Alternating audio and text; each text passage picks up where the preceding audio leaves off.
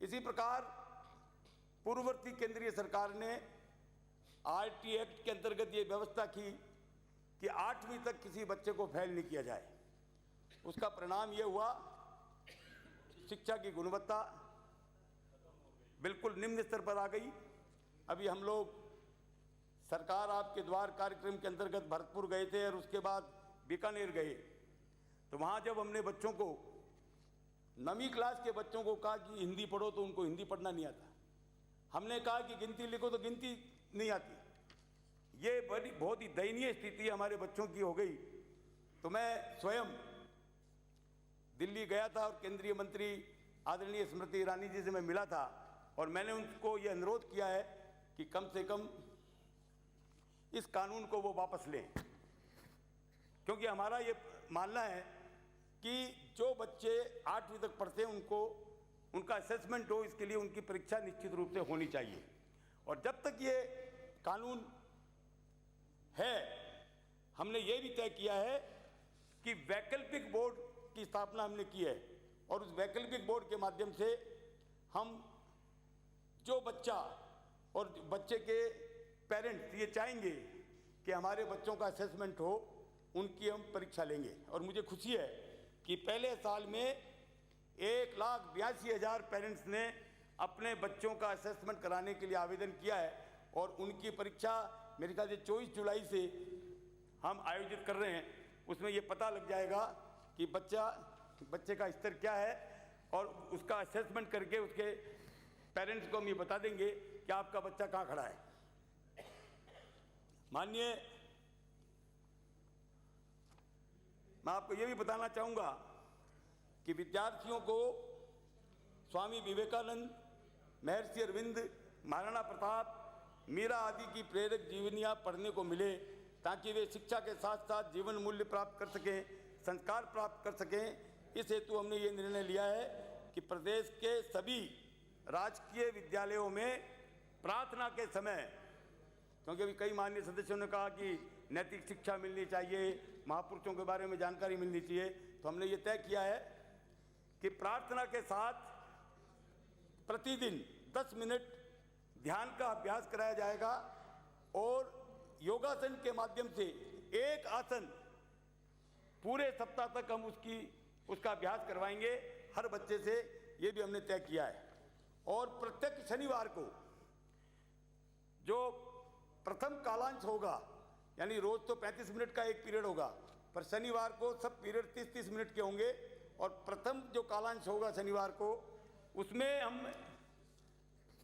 माह के प्रथम शनिवार को किसी महापुरुष के जीवन पर प्रेरक प्रसंग की जानकारी उस कालांश में देंगे और दूसरे माह के दूसरे शनिवार को शिक्षाप्रद प्रेरक कहानियाँ बच्चों को बताई जाएगी। और इसी प्रकार से माह के तृतीय शनिवार को राष्ट्रीय महत्व के समसामयिक समाचारों की समीक्षा एवं किसी न किसी महापुरुष, वहाँ कोई संत महात्मा का उद्बोधन कराया जाएगा। और माह के चौथे शनिवार को सद साहित्य महाकाव्यों पर प्रश्नोत्तरी कार्यक्रम का आयोजन किया जाएगा। और यदि माह में 5वां शनिवार हुआ तो प्रेरक नाट्य का मंचन और राष्ट्रभक्ति गीत उन बच्चों में से ही और करवाया जाएगा। और माननीय अध्यक्ष महोदय, एक निर्णय हमने और लिया है कि प्रतिवर्ष देश में और प्रदेश में नशे के कारण हजारों लोगों की मौत होती है। विश्व स्वास्थ्य संगठन की एक रिपोर्ट के अनुसार हमारे देश में प्रतिवर्ष 18 लाख लोग तंबाकू और सिगरेट के सेवन से मर जाते हैं। इसलिए यह आवश्यक है कि तंबाकू एवं तंबाकू उत्पादों के उपयोग पर नियंत्रण हो। इस हेतु हम शिक्षण संस्थाओं के जरिए विशेष जागरूकता अभियान भी चलाएंगे। माननीय अध्यक्ष महोदय, राजस्थान त्याग, तपस्या और बलिदान की भूमि है। भामाशाह जैसे दानवीर भी हमारी धरती पर हुए हैं। मुझे खुशी है कि पिछले दिनों भामाशाह सम्मान समारोह यहाँ पर हुआ था, तो मैंने वहाँ भामाशाहों से ये अपील की कि शिक्षा में भी आपका योगदान होना चाहिए।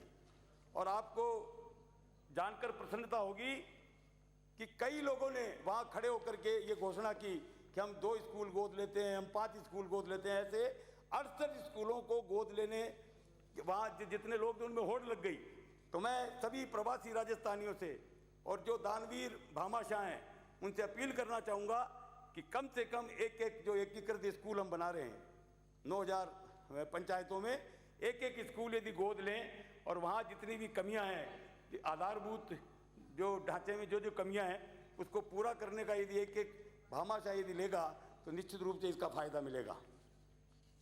इसी प्रकार से हमने एक निर्णय और किया है कि प्रदेश के जो सैनिक देश की सीमाओं की रक्षा करते हुए शहीद हुए हैं, ऐसे सभी शहीदों के नाम से उनके स्थानीय गांव में जो विद्यालय है उसका नामकरण उस शहीद के नाम से किया जाएगा। और माननीय अध्यक्ष महोदय, आज जिस प्रकार का पाठ्यक्रम चल रहा है उस पाठ्यक्रम में परिवर्तन की नितांत आवश्यकता है। कई माननीय सदस्यों ने कहा कि नैतिक शिक्षा भी पाठ्यक्रम में जुड़नी चाहिए। इसके लिए हमने जो पूर्व बोर्ड ऑफ सेकेंडरी एजुकेशन के जो चेयरमैन थे भरत राम जी कुमार, उनके अध्यक्षता में एक कमेटी का गठन किया है। उसकी रिपोर्ट आने के बाद पाठ्यक्रमों में किस प्रकार का परिवर्तन हम कर सकते हैं उसको सुनिश्चित करेंगे और पाठ्यक्रम में परिवर्तन करेंगे। संस्कृत शिक्षा, माननीय अध्यक्ष महोदय, संस्कृत सभी भारतीय भाषाओं की जननी मानी जाती है। ये दुर्भाग्य है कि जिस भाषा ने हमें संस्कार दिए उसे सदा ही उपेक्षित किया जाता रहा है। हमारी सरकार संस्कृत शिक्षा के समग्र विकास के लिए कृत संकल्प है।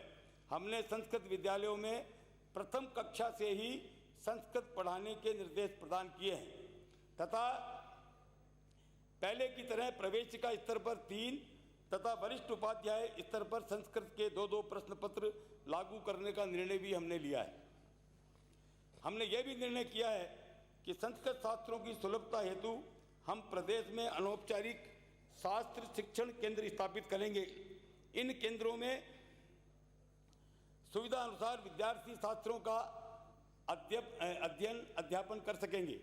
संस्कृत एसटीसी प्रथम वर्ष में संस्कृत का प्रश्न पत्र निर्धारित कर सभी विषयों को संस्कृत माध्यम से पढ़ाने की व्यवस्था की जाएगी। संस्कृत एसटीसी महापुरा को state institute of education trainee के रूप में विकसित किया जाएगा। संस्कृत के विभागीय शिक्षकों एवं कार्मिकों के प्रशिक्षण के लिए निर्देशालय में प्रशिक्षण प्रकोष्ठ की स्थापना की गई है। इसे हम आधुनिक रूप से विकसित करेंगे। संस्कृत में संभाषण प्रोत्साहन के अंतर्गत हमने ये भी तय किया है कि जुलाई माह को हमेशा संस्कृत संभाषण माह के रूप में आयोजित करेंगे। माननीय अध्यक्ष महोदय, 2008 के पश्चात संस्कृत शिक्षा विभाग में भर्ती हेतु कोई विज्ञापन नहीं निकला है। हम संस्कृत शिक्षा के सभी रिक्त पदों को शीघ्र भरने हेतु कृत संकल्प हैं। हमने इस हेतु आरपीएससी में अभ्यर्थना भिजवा दी है। तकनीकी शिक्षा, मैं माननीय मुख्यमंत्री जी को धन्यवाद देना चाहूँगा कि उन्होंने अपने बजट भाषण में 3 नए स्ववित्त पोषित इंजीनियरिंग कॉलेज खोलने की घोषणा की है।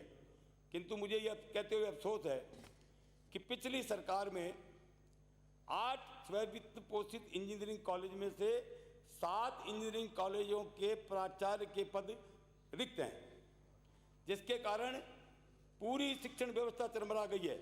मैं घोषणा करता हूं कि सभी इंजीनियरिंग कॉलेजों में प्राचार्य के रिक्त पदों को 2 महीने के अंदर अंदर हम लोग भर देंगे।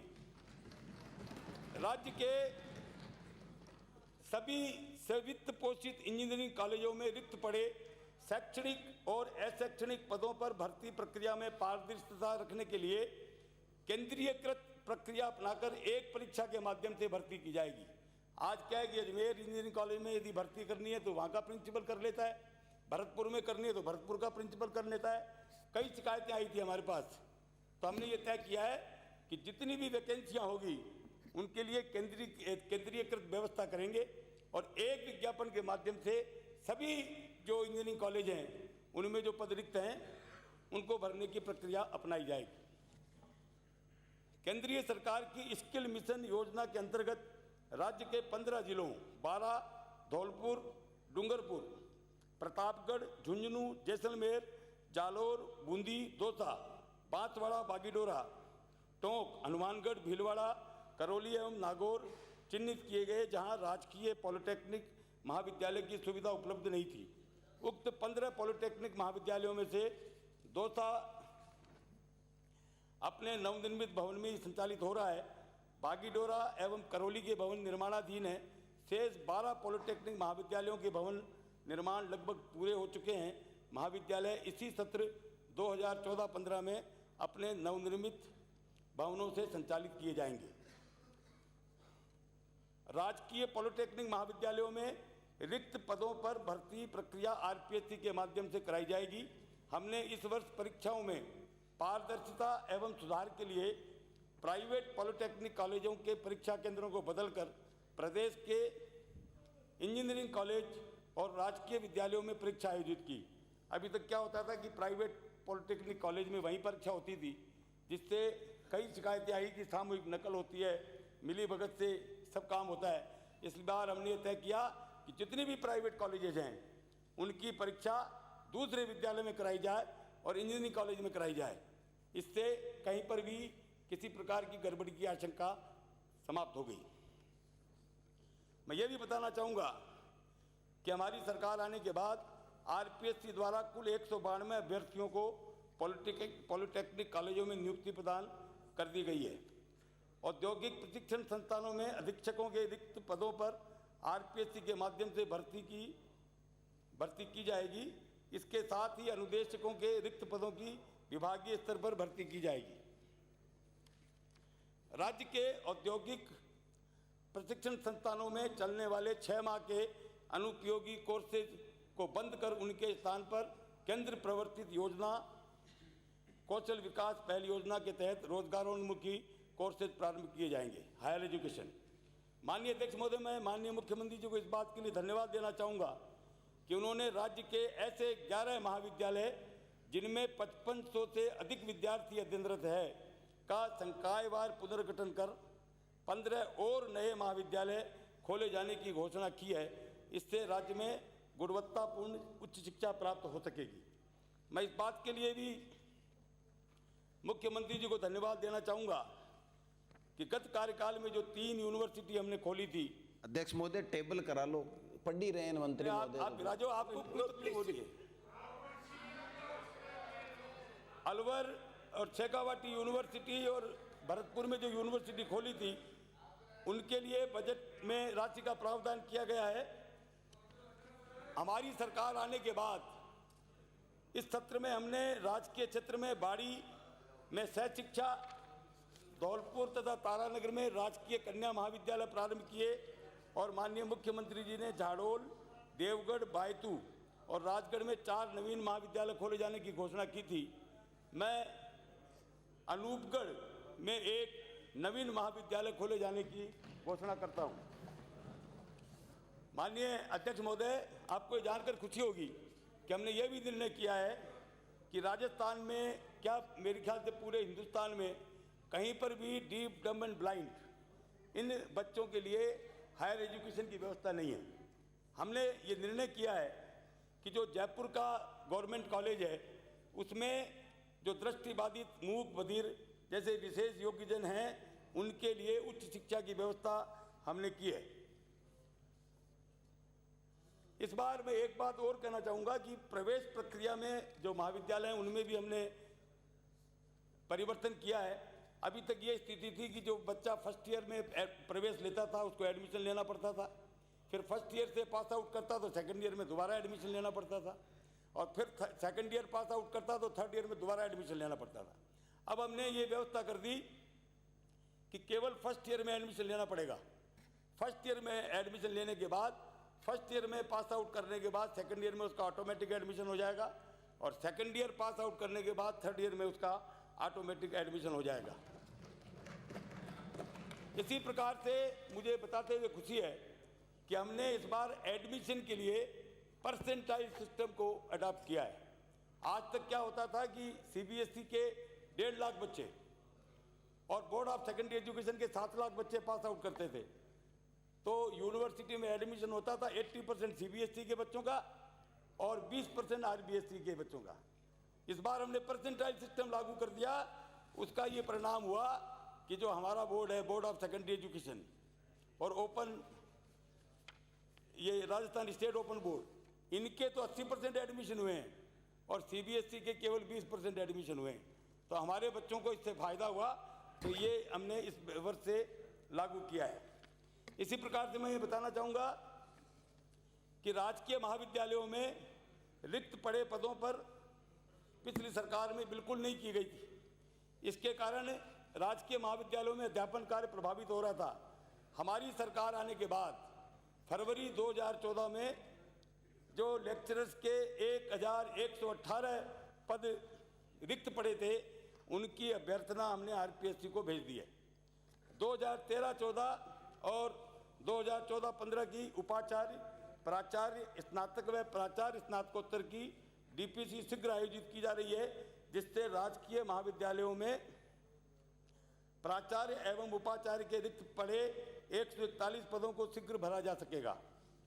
इस वर्ष ऑनलाइन प्रवेश प्रक्रिया में 47 नए महाविद्यालयों की वृद्धि की गई है, जिससे ऑनलाइन प्रवेश आवेदन स्वीकार करने वाले राजकीय महाविद्यालयों की संख्या 110 हो गई है। साथ ही यह भी निर्णय किया गया है कि इस वर्ष से राजकीय महाविद्यालयों में प्रोस्पेक्टस और प्रवेश फॉर्म निःशुल्क उपलब्ध कराए जाएंगे। माननीय कई सदस्यों ने मेरे से संपर्क किया और यहाँ पर भी कहा है कि उनके यहाँ महाविद्यालयों में कई आवेदन पत्र लंबित पड़े हैं। ऐसा बताया गया कि पूरे हमने राजस्थान के आंकड़े मंगाए तो 1 लाख बच्चे इस प्रकार के हैं कि जिन्होंने महाविद्यालय में एडमिशन के लिए अप्लाई किया हुआ है, पर उनके एडमिशन नहीं हो रहे। तो हमने ये तय किया है कि इस वर्ष प्रथम वर्ष में प्रवेश के लिए जहां 80 से ज़्यादा आवेदन पत्र लंबित होंगे, वहां 25% सीटें बढ़ाई जाएगी। आर्ट्स में, कॉमर्स में और विज्ञान में, ऐसे सभी विद्यालयों में, महाविद्यालयों में ये बढ़ाई जाएगी। इसके अलावा बीकानेर से आने वाले माननीय लूणकरण से आने वाले माननीय सदस्य ने ये कहा कि बीकानेर में तकनीकी विश्वविद्यालय खोलने के मामले में सरकार का क्या विचार है। तो मैं आपको ये बताना चाहता हूँ कि मंत्रिमंडलीय उप समिति के पास ये मामला विचाराधीन है। समीक्षा के बाद उचित निर्णय लिया जाएगा। अभी तक इसको बंद करने का निर्णय सरकार ने नहीं किया है। इसी प्रकार से अजमेर से जो माननीय विधायक हैं देवनानी जी और अनीता जी, उन्होंने कहा कि अजमेर स्थित तोपदड़ा शिक्षा परिसर का नाम पंडित दीनदयाल उपाध्याय शिक्षा संकुल किया जाए। तो मैं घोषणा करता हूं कि तोपदड़ा शिक्षा परिसर का नाम पंडित दीनदयाल उपाध्याय शिक्षा संकुल किया जाएगा। और मैं ये भी बताना चाहूँगा कि सरकार ने इस क्षेत्र में जो लगभग 20 बीघा जमीन जो अतिक्रमण किया हुआ था, उसको भी हमने मुक्त करा लिया है। कई माननीय सदस्यों ने अपने भाषण में अपने अपने क्षेत्र में महाविद्यालय खोले जाने की मांग की है। तो मैं ये बताना चाहूँगा कि भारतीय जनता पार्टी ने जो चुनाव घोषणा पत्र जारी किया था, उसको हमने सरकारी दस्तावेज बना दिया है और अब गीता और बाइबल मानकर उसके आधार पर कार्य होगा। उसमें ये कहा गया है कि अगले 5 साल में सभी उपखंडों पर एसडीओ हेडक्वार्टर्स पर महाविद्यालय खोले जाएंगे। आपने जितनी भी जो मांगे की है, उनको सबको इकट्ठा करके और समयबद्ध रूप से किस प्रकार से आपके महाविद्यालय खोले जाएं, इसको सुनिश्चित किया जाए। भाषण चल रहा है राजी, बिल्कुल नहीं। बैठो। आप बैठिए। हम राजनीतिक भेदभाव नहीं करेंगे, आप चिंता मत करो। आप राजिए, जवाब देने की जरूरत नहीं। बैठो। जवाब देने की जरूरत नहीं, आप जारी रखिए। इसी प्रकार से, अरे बैठो भाई। आप बिराजिए, बिना मेरी अनुमति के बोल रहे हैं। आप बिराजिए, जवाब देने की जरूरत नहीं। आप बिराजिए, बाधा मत डालिए। मंत्री जी के भाषण में बाधा मत डालिए। मैं फिर निवेदन कर रहा हूँ आपसे, आप बैठिए। नहीं, मंत्री जी के भाषण में आप बाधा मत डालिए। इतना समय कहने के बाद भी खड़े हो जाते। अजमेर से आने वाले माननीय सदस्य ने ये कहा कि वहाँ लॉ कॉलेज की बिल्डिंग तो बन चुकी है, कुछ कार्य वहाँ बाउंड्री वाल का बाकी है। तो हमने PWD को लिखा है और हम ये सुनिश्चित करेंगे कि जल्दी से जल्दी वहाँ उसकी 4 दीवारी बन जाए और उसको वो लॉ कॉलेज को हैंडओवर कर दे। इसी प्रकार से जहाजपुर से आने वाले माननीय सदस्य ने कहा कि जिन विद्यालयों के ऊपर से बिजली के तार जा रहे हैं उनको हटाया जाए। तो मैं उनको आश्वस्त करना चाहता हूं कि कल ही मैं आदेश जारी कर दूंगा और आपके महाविद्यालय में जितने भी तार बिजली के जा रहे हैं उनको हटवा दिया जाएगा। विद्यार्थी मित्रों का जहां तक सवाल है,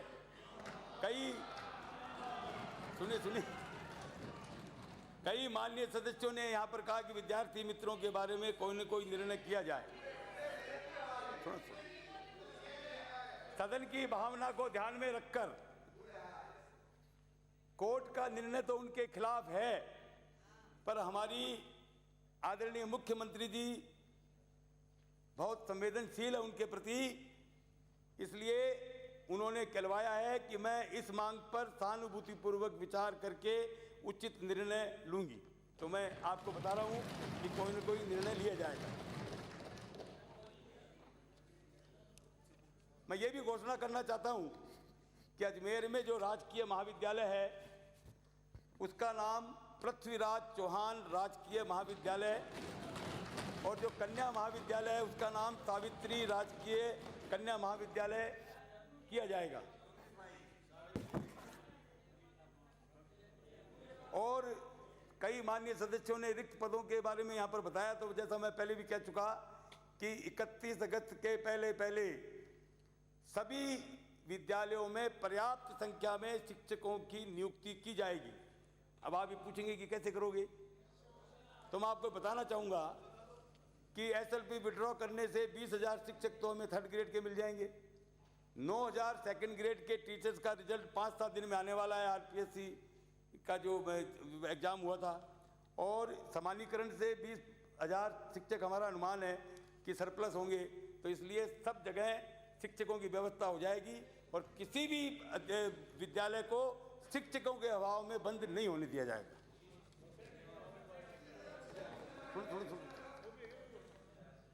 बाधा मत डालिए, कृपया बाधा मत डालिए। नानालाल बिहारी ने एक बात कही कि राजीव गांधी जनजातीय विश्वविद्यालय उदयपुर के लिए बजट में प्रावधान किया जाए। तो मैं आपको ये बताना चाहूँगा कि 5 करोड़ रुपए और इस विद्यालय के लिए बजट में इसका प्रावधान किया गया है।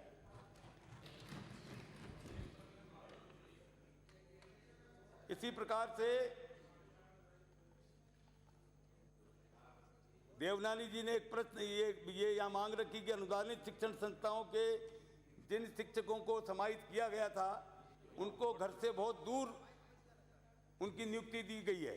तो मैं उनको ये आश्वस्त करना चाहता हूँ कि जिनको दूर नियुक्ति की गई है, अभी जो स्थानांतरण होंगे उसमें उनको उनके ज़िले में रहेंगे तो ग्रामीण में ही, क्योंकि उनका वो बॉन्ड भरा हुआ है, पर उनको नज़दीक के ज़िले में लाने का प्रयास होगा। इसी प्रकार से प्रहलाद गुंजल जी जो कोटा से विधायक हैं, उन्होंने कहा कि राजस्थान के सभी मूक बधिर विद्यालयों में अध्यापक पुनः लगाए जाएं।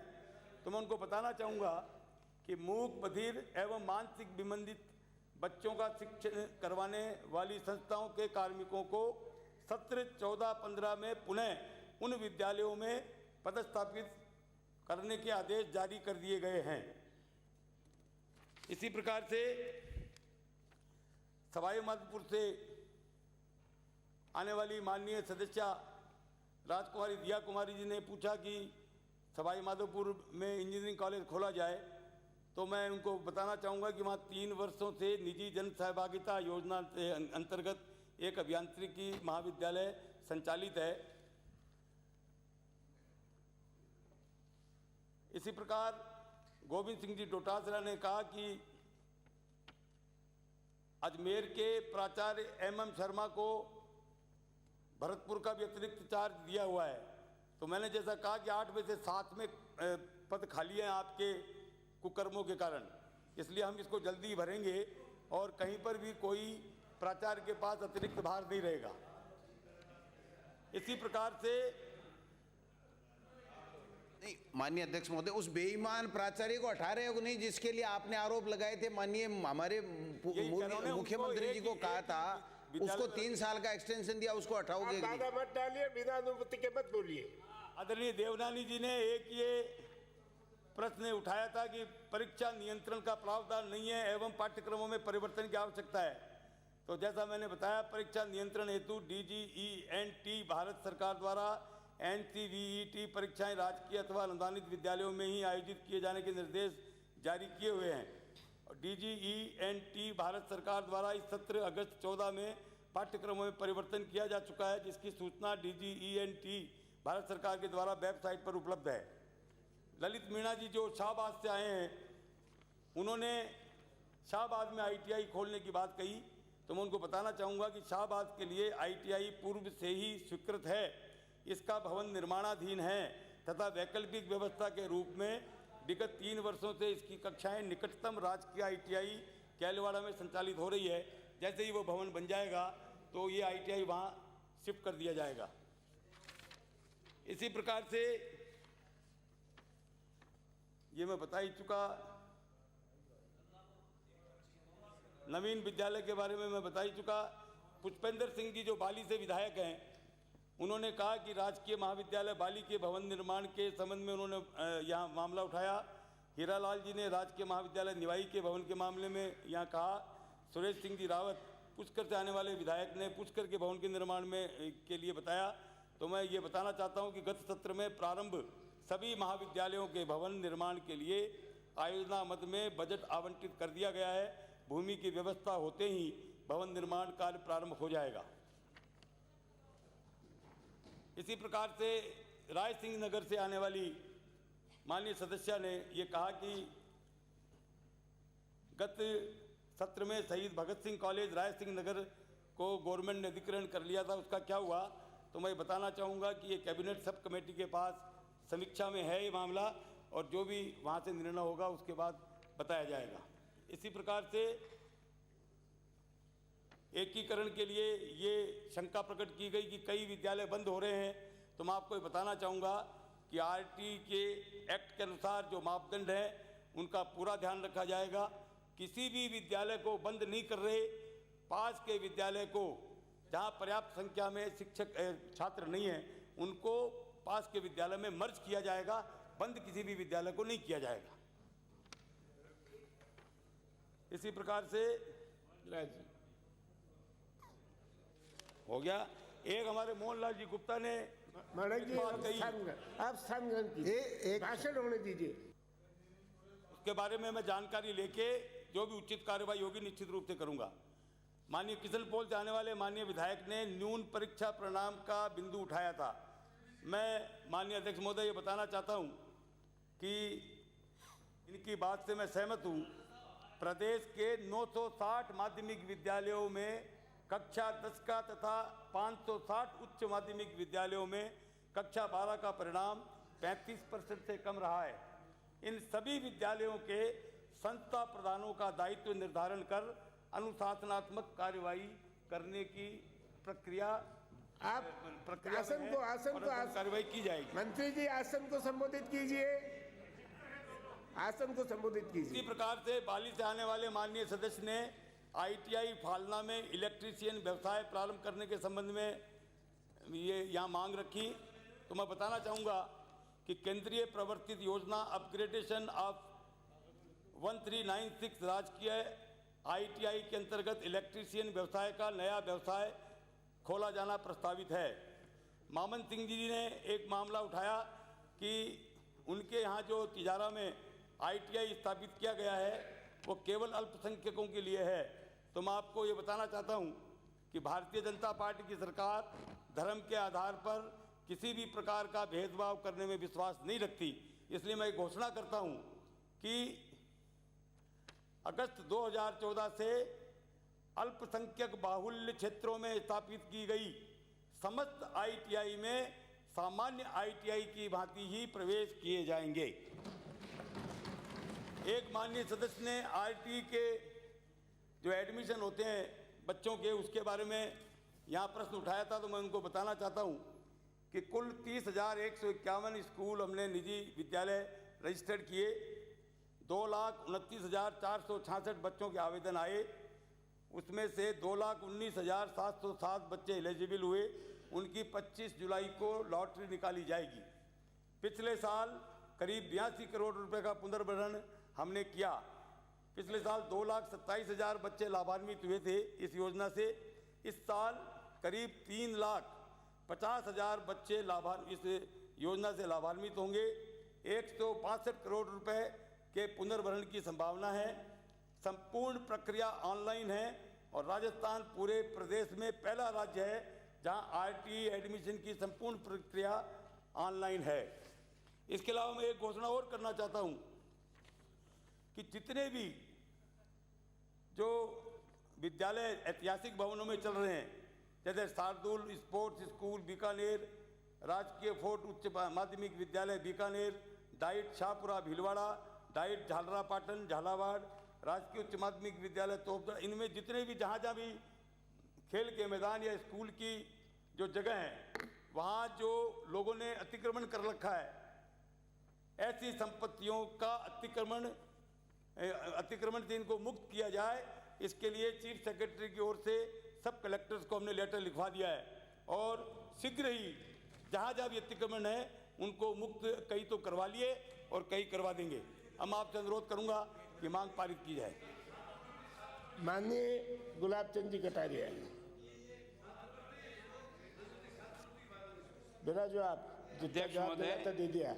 अगर सदन की मानसिकता हो तो मैं, क्योंकि जो कला और संस्कृति की दृष्टि से राजस्थान का जो गौरव है, दुर्भाग्य यह है कि इस पर हम सब लोगों का ध्यान केंद्रित कम से कम होता है ना। जो 339 कटमोशन आए उसमें से मात्र 19 कटमोशन कला और संस्कृति पे आए, जबकि राजस्थान हिंदुस्तान में अपना एक अनोखा स्थान रखता है। अगर हिंदुस्तान के इतिहास में से राजस्थान को निकाल दें तो हिंदुस्तान खाली दिखाई देगा। इस राजस्थान की इतनी विशालता और इतना ये शूरवीरों का धरती है, ये समर्पित लोगों की धरती है, ये मीरा की धरती है, ये त्यागी महापुरुषों की धरती है, लेकिन हमने उनको नज़रअंदाज करके गर्त में डाल दिया और उसके कारण से राजस्थान की और दुनिया का शिक्षा मंत्री जी चर्चा मत कीजिए, आपस में ध्यान बचता है। राजस्थान की और दुनिया का जितना आकर्षण होना चाहिए, विशेष करके पर्यटन की दृष्टि से भी इन केंद्रों को अगर हम विकसित करें तो मैं सोचता हूँ राजस्थान के लिए एक नया रास्ता और काम का रास्ता खुलेगा।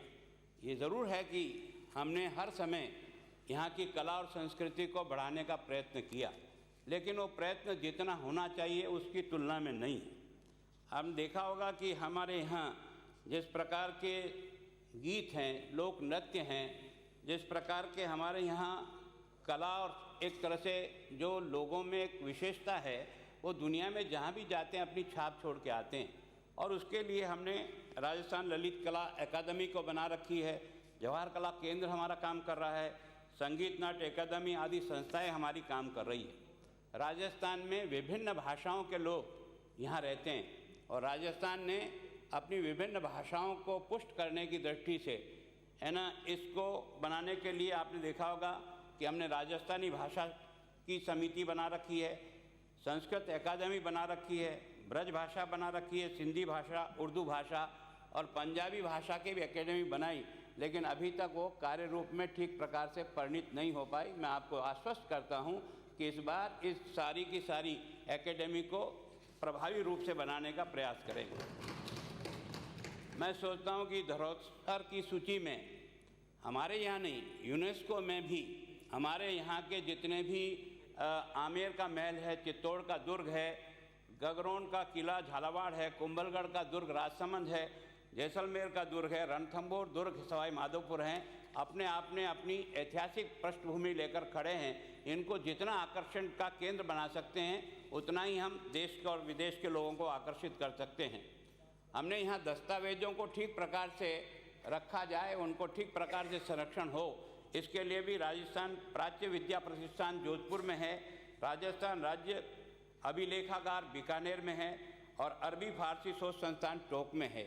प्रयत्न हमने किए हैं, लेकिन इनमें और बहुत गुंजाइश है जिससे कि हम राजस्थान को और पुष्ट और अधिक कर सकते हैं। लोक कला की जैसे ललित कला अकादमी है, रविंद्र मंच है, जवाहर कला केंद्र है, संगीत नाट्य अकादमी जोधपुर है, लोक कला मंडल उदयपुर है। मतलब ऐसा है कि हमने प्रयत्न तो सारे किए हैं, लेकिन जितने प्रभावी ढंग से होना चाहिए उतना नहीं हुआ। मैं एक बार और आपको, राजस्थान शायद हिंदुस्तान में पहला राज्य होगा जिसने राजस्थान धरोहर संरक्षण प्राधिकरण का गठन किया है, और इसमें श्री ओंकार सिंह जी लखावत को पिछली बार भी बनाया। उन्होंने अपने 1 वर्ष के प्रयत्न से इन्हें भक्त शिरोमणि मीराबाई का स्मारक जो मेड़ता में बनाया। आपको ये सुनकर ताज्जुब होगा कि 13-14 के वर्ष में 1,20,000 तीर्थयात्री इसमें शुल्क दे करके इसको देखने के लिए अंदर प्रवेश किए, जिससे कि आय भी प्राप्त हुई और उस स्थान को आगे बढ़ाने में। राणा सांगा का जो स्मारक है वो खांडवा में, वो उन्होंने बना करके वहाँ मूर्ति स्थापित करके और उस खांडवा के राणा सांगा के साथ जोड़ने का प्रयत्न किया। लोक देवता गोगा मेडी के स्मारक में कंप्लीट बन गया है। अभी जैसे ही इस समय कुछ समय के बाद उसको जनता को समर्पित कर दिया जाएगा। हाड़ी रानी का जो स्मारक सलूम्बर में है, मैं सोचता हूँ इतिहास में ऐसी घटना शायद कहीं मिली नहीं होगी कि अपने पति को मुँह में देख करके युद्ध भूमि में जाते हुए हिचक रहा था, तो निशानी के रूप में उसने अपना सर काट करके अपने स्वामी को दिया, और उसके बाद उसने रणभूमि में जिस ढंग से अपने इस मेवाड़ का गौरव बढ़ाया, उस स्थान पर को भी स्मारक बना करके उसको महत्वता दी। महाराजा सूरजमल का स्मारक बनाया। आपने देखा होगा कि लोक देवा तेजाजी का स्मारक बनाया करनाल में। बूढ़ा पुष्कर का संवर्धन किया, लेकिन उसके बाद 5 साल तक किसी ने देखा नहीं। वो सारा का सारा ये जो साहवा सरोवर योजना है वो उन्होंने पूर्ण की। नर्मदा सर जो है आपकी जो नहर आई है, वहाँ उन्होंने एक मंदिर बना करके उस पानी के उस स्वागत किया है। गोविंद गुरु का स्मारक, मैं सोचता हूँ कि शायद हम में से कई लोग जानते नहीं होंगे कि अगर देश की आज़ादी का सबसे बड़ा प्रारंभिक जंग किसी ने किया अंग्रेज़ों के खिलाफ, तो गोविंद गुरु ने किया। और जलियांवाला बाग से भी ज़्यादा लोगों की अगर कहीं मृत्यु हुई तो वहाँ मानगढ़ के धाम पर हुई। उसको ही हमारी पार्टी ने उसको आगे बढ़ाने का प्रयास किया और उस स्मारक को हमने बनाया। इसी प्रकार यह जो धरोहर है, इन्होंने अपनी पहली बैठक में ही 47 परियोजनाओं को इसमें इन्होंने लेने का जो है अपनी स्वीकृति दी है। जो 47 नए प्रोजेक्ट तैयार होंगे। स्वतंत्रता आंदोलन में अहुआ का जो महत्व है, अंग्रेज़ों के साथ अगर 1857 की क्रांति के समय केवल यही एक ऐसा गांव है जिसको उन्होंने गोला बारूद फेंक करके सारा बर्बाद कर दिया, और वहाँ के लोगों ने इस आज़ादी की जंग को लड़ा था। मैं सोचता हूँ उसका काम भी उन्होंने किया। मैं बजट में जो कुछ भी इस बार आदरणीय मुख्यमंत्री जी ने इन स्थानों के विकास के लिए कुछ जो पैसा दिया है, वो इस बात का द्योतक है कि हमारे मन में इच्छा है कि राजस्थान के इन सारे के सारे स्थानों को हम जितना अधिक प्रभावी बना सकते हैं, उतना ही हम राजस्थान को आगे और सब लोगों के निगाह में लाएंगे। हम राजस्थान की सुंदर ऐतिहासिक धरोहर, अमूल्य संस्कृति को सदैव सुरक्षित तथा संरक्षित रखने के लिए प्रतिबद्ध हैं। राज्य सरकार द्वारा राजस्थान की ऐतिहासिक धरोहर, संस्कृति, सभ्यता, गौरवशाली इतिहास के संरक्षण तथा उसके विकास के लिए राजस्थान धरोहर संरक्षण प्राधिकरण को शासी बोर्ड का पुनर्गठन हमने कर दिया है। पुरातत्व महत्व के भरतपुर के खानवा ग्राम में राणा सांगा स्मारक एवं पेनोरमा बेर में किला और सफ़ेद महल पर भरतपुर के संग्रहालय का विकास कार्य करवाया जाएगा। इस हेतु वर्तमान वित्तीय वर्ष में 3 करोड़ 55 लाख रुपए का प्रावधान किया है। राजकीय संग्रहालय माउंट आबू में 1 करोड़ 20 लाख रुपया तथा ग्राम धानकिया जयपुर में पंडित दीनदयाल स्मृति संग्रहालय 1 करोड़ 91 लाख रुपए की लागत से विकसित किया जाएगा, इसकी स्वीकृति दी है। झालावाड़ में प्राचीन अवशेष मरुदोदरा में 3 करोड़ 53 लाख रुपए से, दहनपुर में 6 करोड़ 25 लाख रुपए की लागत से संरक्षण, जीर्णोद्धार और विकास के नवीन कार्य किए जाएंगे। रविंद्र मंच जयपुर की कला संस्कृति क्षेत्र में एक अनूठा स्थान है। रविंद्र मंच नवीनकरण और सुधार कार्य हेतु वर्ष 14-15 में 3 करोड़ 75 लाख रुपया स्वीकृत किया है। मैं सोचता हूं कि सरकार की मंशा है और मैं सदन के सभी माननीय सदस्यों से भी अगर मेवाड़ कॉम्प्लेक्स को किसी ने जिंदा किया और महाराणा प्रताप के उन स्थानों को किसी ने जनता के बीच में लाने का प्रयास किया, तो आदरणीय भैरव सिंह जी शेखावत 77 में जब पहली बार मुख्यमंत्री बने थे, तब मेवाड़ की उस महान विभूति को प्रस्तावित करने का प्रयास किया है।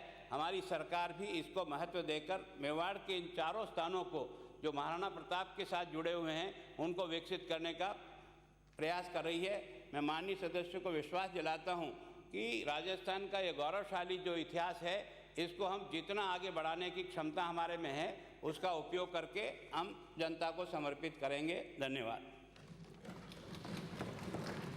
प्रश्न यह है कि मांग संख्या 24 शिक्षा, कला एवं संस्कृति के लिए के संबंध में 31 मार्च 2015 को समाप्त होने वाले वर्ष में किए जाने वाले व्यय के निमित्त राज्यपाल महोदय को रुपये 19,372 करोड़ 23,85,000 तक की राशि, जिसमें लेखानुदान द्वारा प्रदत्त राशि भी सम्मिलित है, प्रदान की जावे। जो पक्ष में हो हाँ कहे, जो विपक्ष में हो ना कहे।